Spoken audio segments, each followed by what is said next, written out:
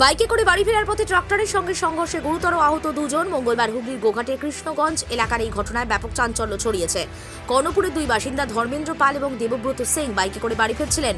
সেই সময় ট্রাক্টরের সঙ্গে সংঘর্ষ হয়। বাইকে থাকা দুই ব্যক্তি রাস্তায় ছিটকে পড়ে যায়।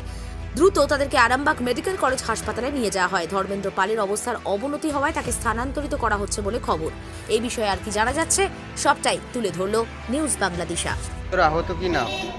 যিনি গুরুতর আহত ধর্মেন্দ্র পাল আর আরেকজনের দেবব্রত সিং। বাড়ি কর্ণপুর।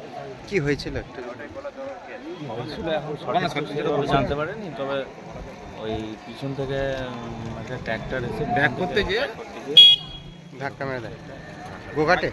না, এটা কৃষ্ণগঞ্জ মোড় থেকে বাড়ি যাচ্ছিল কর্ণপুরের দিকে।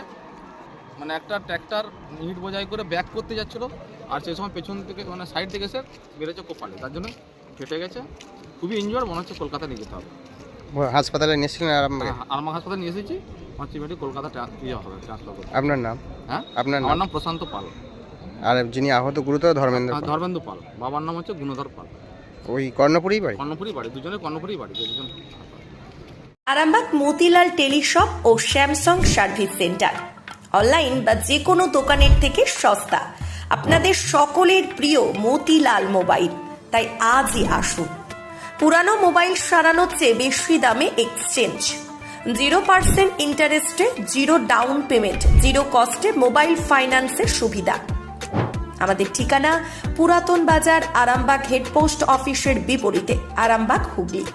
আমাদের যোগাযোগ নাম্বার 7001304430।